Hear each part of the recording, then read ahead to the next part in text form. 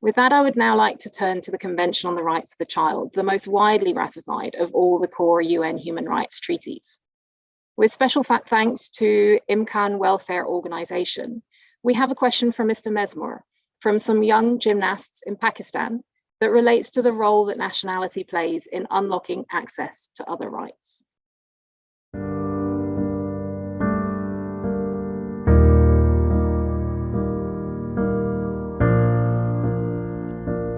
मैं पिछले 5 साल से ट्रेनिंग कर रही हूँ और इंटरनेशनली भी ट्रेनिंग करना चाहती हूँ। मैं दूसरे मुल्क नहीं जा सकती। क्यों?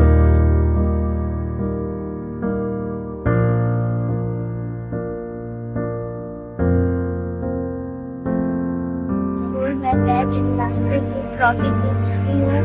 मैं इंटरनेशनल में हिस्सा नहीं ले सकती। क्यों?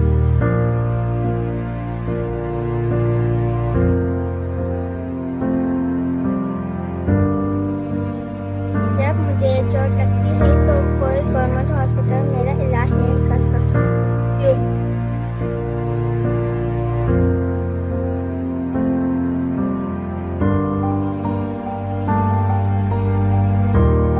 मेरी वालिदैन और मैं पाकिस्तान में पैदा हुए हैं, फिर भी नेशनल में हिस्सा नहीं ले सकती। क्यों?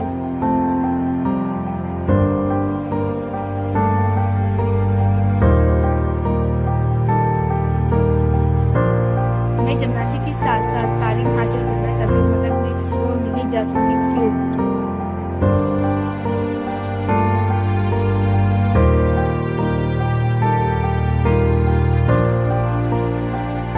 मेरे पास शनाख्त नहीं है।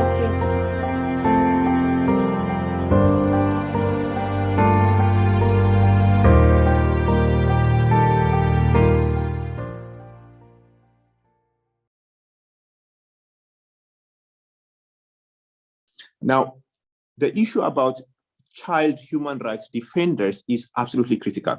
I know that Child Rights Connect is one of the co-organizers of this. Even last year, they've actually done a very fascinating publication, which I believe anybody who's interested on the topic should be able to read.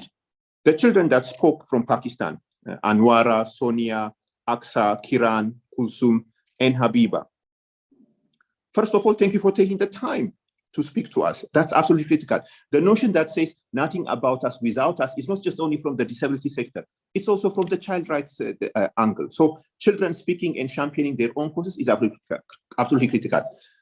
The second point is also for being able to share. It helps decision makers, leadership, to put a face to the issues that we're talking about. It's not just statistics. These are children who are being challenged and many occasions rising above the challenge, but their lives could be a little bit better with some legislation, with implementation of legislation. So that's also important. The third part, which I just started with, is the children human rights defenders issue is not just only relevant when issues arise. It's also relevant in terms of legislation that helps to create child participation, that facilitates children freedom of expression. And what the children were able to bring to us today is absolutely welcome, because it's not just going to help only to address the challenge that they are facing as children in Pakistan who are deprived of who don't have their nationality.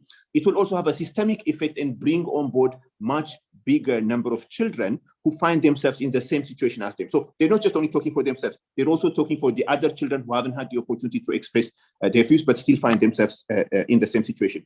From my side, as a member of the Committee on the Rights of the Child, I had the opportunity to chair the dialogue with Pakistan when Pakistan came to the Committee on the Rights of the Child 3-4 years ago. I can assure you that as a committee, you have our solidarity, you have our sympathy, and we look forward to engaging with your government when the opportunity arises in the context of the state party reporting process. Finally, the optional protocol on an individual complaints mechanism is a very important document. We want as many litigators, stakeholders, including the Institute on Statelessness and Inclusion, to actually test the waters. I'm not allowed to actually be here and solicit cases, but I think it's within my mandate as a committee member to say that that system is there. So please use it. I looked at the Human Rights Committee case and I agree with significantly everything that is in there. One thing that affected me is the fact that the case was submitted almost a decade ago. And because of the backlog that the Human Rights Committee has, it took much longer to process the case. And I was saying to myself, maybe if this case had actually come to because that was submitted before the committee had the optional protocol come into effect. But now that the optional protocol is there, and I think for litigators, for stakeholders, it's a good opportunity to test the waters, but also to help us push this agenda forward.